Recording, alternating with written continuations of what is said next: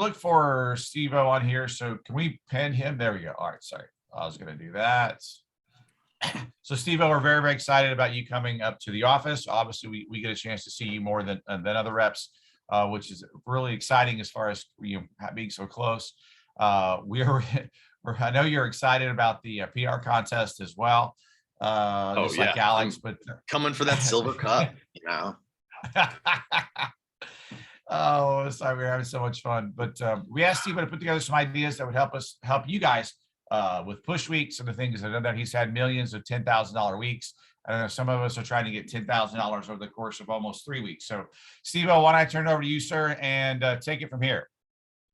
All right. Thank you very much, John. Appreciate you guys having me. Thank you all for being up this early.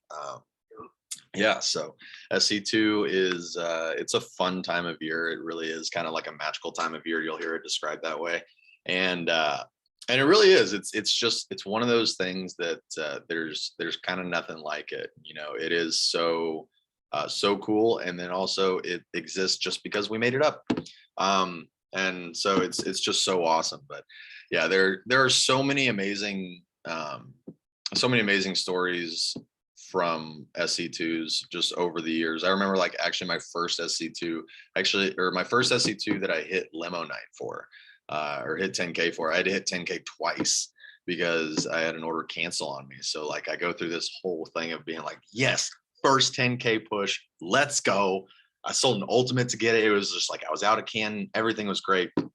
And I was like, heck yes, everything else is great. And then that order cancels and I'm like, dang it. All right, well, now I'm back at 8,900, so I got to do this again. And so it was really, really wild. But yeah, it's a really, really fun thing. So what I'm going to do for you guys today, we're going to keep it pretty quick. I'm going to do about 15 minutes, but I got kind of 3 things for you. The first, we're going to do a little bit of nuts and bolts, some actual practical stuff. I'm going to talk to you a little bit about Cutco owners, working with them, give you some of the verbiage that I use on my appointments and whenever I'm talking with my customers, to help get them in on stuff like the upgrade program or things like that. But just making sure that you're really maximizing whenever you do see your Cutco owners, and you're not seeing those as a lost opportunity because they already have stuff. Then after that, we're going to do a little bit of push week, kind of like psychology or philosophy stuff. And then we'll wrap it up with a bonus tip. Cool. So if you are taking notes, this is the one part where you might actually want to take notes. I'm going to send this verbiage and everything to the managers, so don't worry about that. But Cutco owners are just such a great opportunity. I love seeing Cutco owners because, once again, half my job is done for me. They're already sold on the product. They already have it. They have years and years. Sometimes they have more conviction in the product than you do.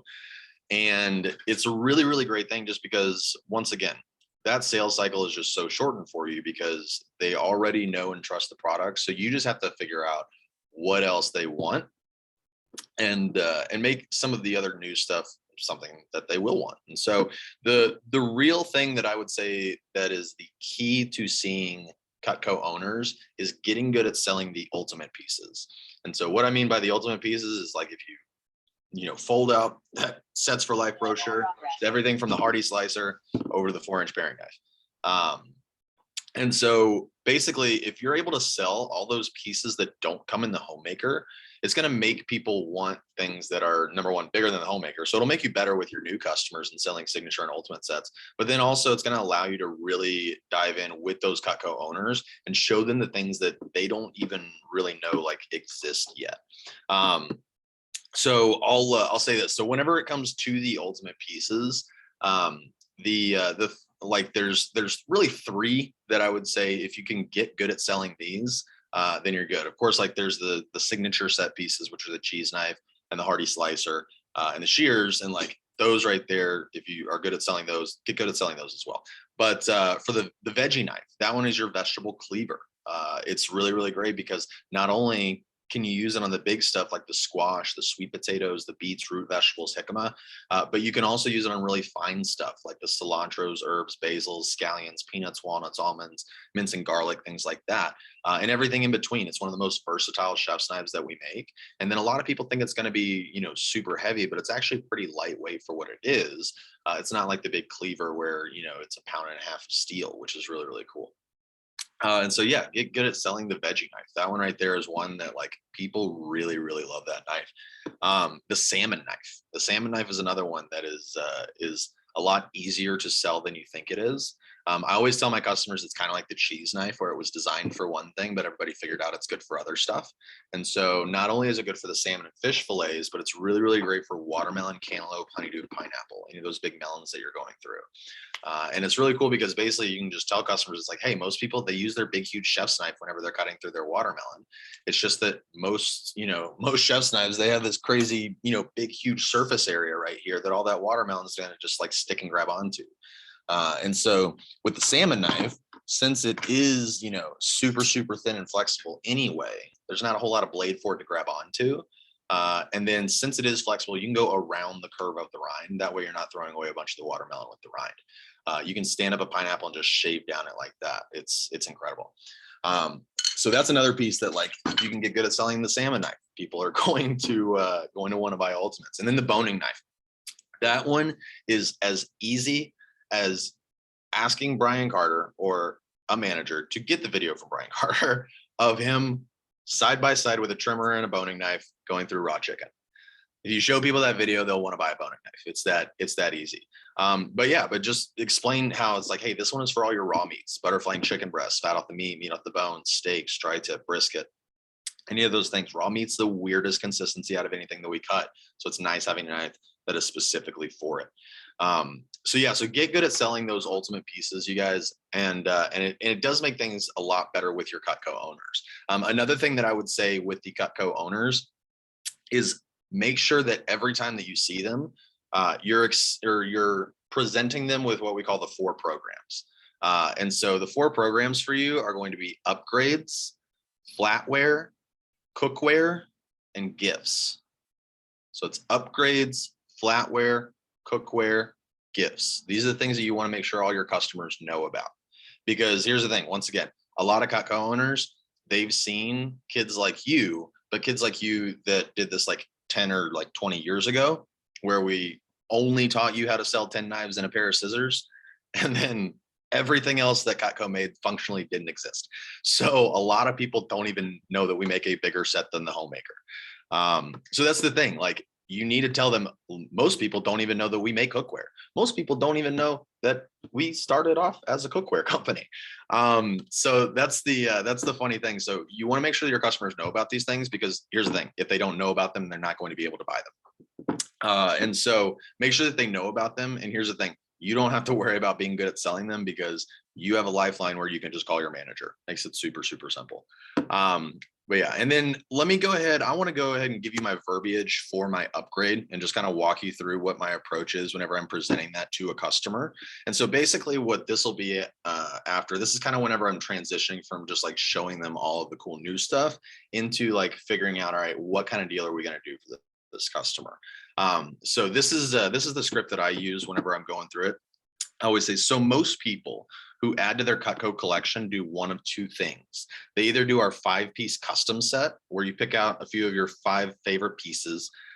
We just get you a bundle price on those. Or what most of our customers are doing is taking advantage of our upgrade program.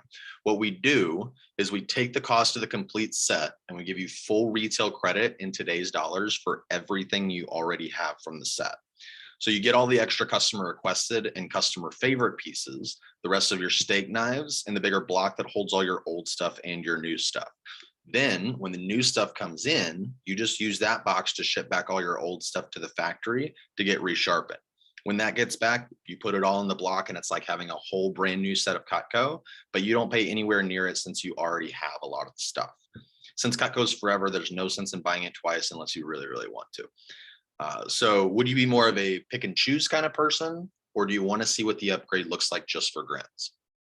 Now with that last sentence, it's very important to say it that way, because if you say it that way, then most people will be like, all right, you know what? Let's see what the upgrade looks like just for grants. We might as well. But that's the goal is get to at least get them intrigued in the upgrade to where they want to see it, because worst case scenario, you drop down to that 5 weeks. You drop down to a builder upgrade where it's like, hey, let's get you 5 pieces, some steak knives, and a block. And so, yeah, that is the thing. I'm going to text that actual like verbiage to both Brian and John, and then they can either throw it up in the chat so you guys can all copy and paste it. But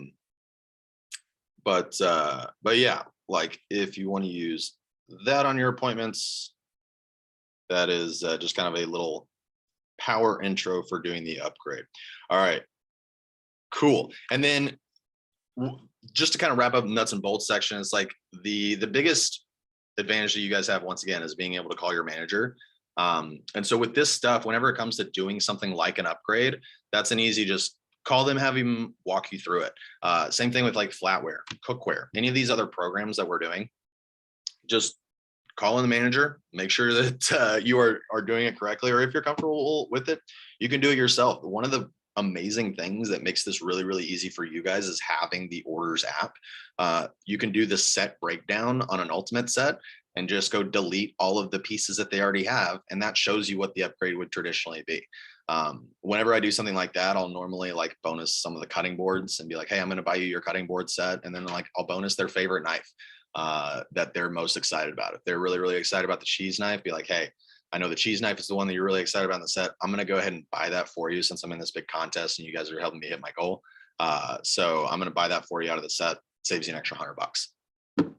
So that right there is the nuts and bolts section as far as the Cutco owner stuff goes. So next, when it comes to the push mindset and things like that, it is a like I said, push is a very, very interesting time in the year, because you can do things during push that honestly, like you didn't think that you were capable of. And the cool thing is like you can really do anything for like 3 weeks. It's not that much time. It's not that intensive. Like this isn't like Hell Week for Navy SEALs. We're not having to like, yeah, we're waking up at 7 a.m. or whatever, but we're not waking up at 7 a.m. to go like sit in the ocean with like a log on our shoulders. So it's not anything that's super crazy, but you can do anything really for 3 weeks. And so like, what are you actually capable of?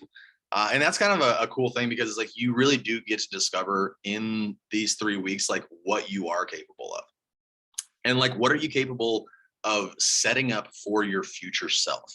And that's the thing that like a lot of people don't think about, but it's like there have been so many things where the patterns and the habits and even some of the lessons that you learn in SC2 and in a push like this are the things that really do carry with you into either that next job or your upcoming school semester, or really whatever you're going into. It's really cool. I was listening to this podcast the other day. There's this guy, Chris Williamson. He does this podcast called Modern Wisdom.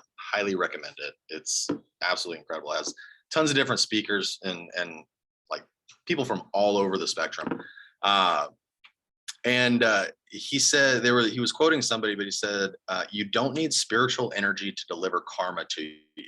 Karma is just you repeating your habits and patterns over and over until the world gives you what you deserve. So you don't need spiritual energy to deliver karma to you. Karma is just you repeating your habits and patterns over and over again until the world gives you what you deserve. And so what habits and patterns are you repeating? And based on those habits and patterns, like what do you deserve from the universe? Like, do your habits and patterns, like, do you deserve like a 10K push? Who knows? But that's the great thing is you can adjust those habits and patterns over these 3 weeks.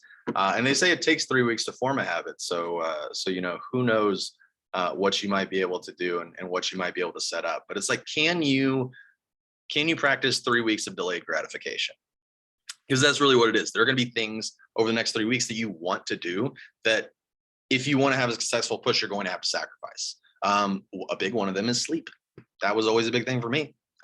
So it's, whatever it is, it might be, it might be like a night out with some friends. It might be a little bit of sleep.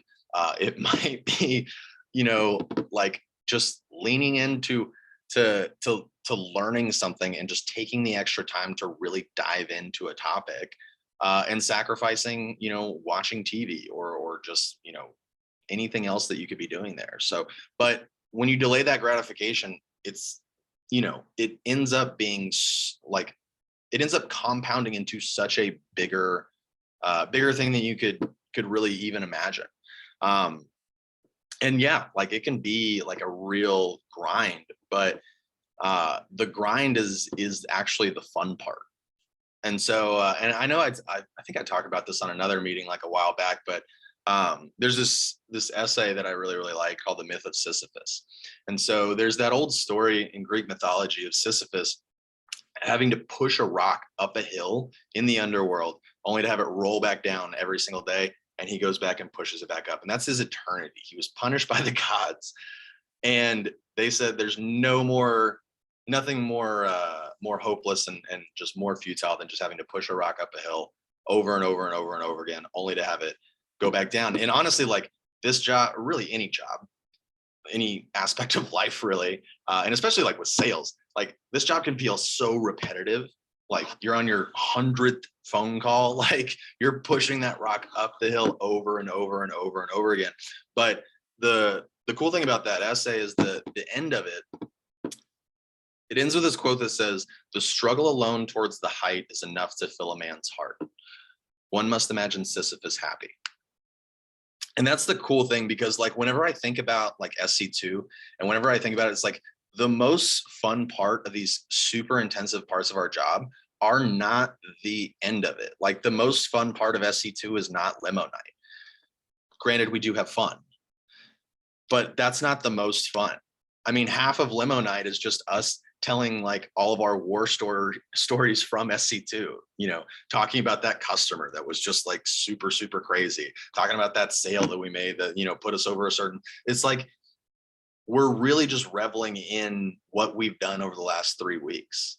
Like I work the state fair every year, and that is just the craziest grind that I do in Gutco.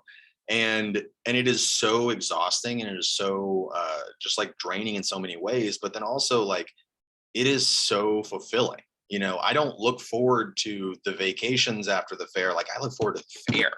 Like I look forward to like being in that booth, for hours and hours a day, and like just that environment. And so it's like, can you enjoy the grind? Like, can you lean into that emotional roller coaster and just really, really like enjoy it? Because here's the thing, nobody says their favorite part of the roller coaster is when they get off. No, it's the ride.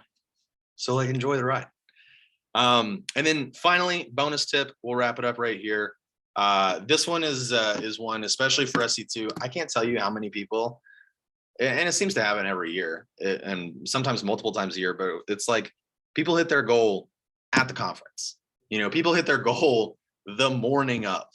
People are calling people at midnight the day before getting orders. So there's a strategy that you can use and start implementing it now. But basically, it's an extra thing of tying customers into your goals. You got to tie customers into your goals and be like, hey, this is my goal for SC2.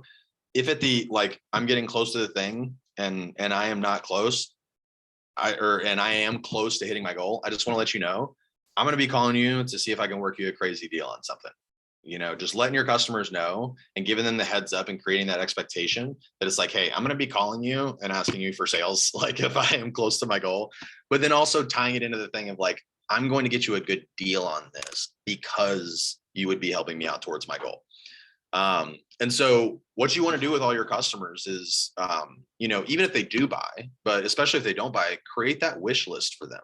So make sure that you are keeping a list of all the things that your customers want. With your customers that do buy, what are the things that they didn't get that they were still they're like, you know what? I'm not going to get that gadget pack yet. I'm going to hold off on it. And so keep those things, listed. So that way, whenever you are going back and trying to create these miracles at the end of the thing, you have a potential miracle list right there in front of you. So you want to have this like hit list that you're just building up over the course of the push that you can go and cash in on whenever it is time to wrap it up. But that's the thing, guys, just like don't give up on this thing, and don't like it's not over until it's over. And so as long as you aren't done, and as long as you're not up there giving your push report, then it doesn't have to be over. So make another phone call. But that's what I got for you guys. Thank you so much for having me here. Hope you got some nuggets. By the way, thank you very much, Steve-O, that's for sure. One of the things I want to make sure that you guys realize when he talks about those 11th hour orders, like I got off the phone with Stacy yesterday. We were walking through the agenda, which was very funny. But the exciting part was, at least to me anyway, was he's like, hey, man, we have this built-in time from when the conference starts before the first message. He goes, so we actually have a built-in time, and you're going to see people all over the hotel. There'll be bodies everywhere, and there'll be a lot of words, but no one's really talking to people. They're talking to customers, getting those 11th hour type or 23rd hour, maybe last little minute deals. And, Steve-O's, that's a real pro tip, by the way, that are a nugget in some cases, is that when you think about what your people got and what they may need or what may be on their wish list, or what they got and they decided not to get, sometimes is really, really powerful. And you never know. And until you reach out, it really is a big, it really, really is a big deal. So guys, keep thank that you very list. Like, make it easier on yourself.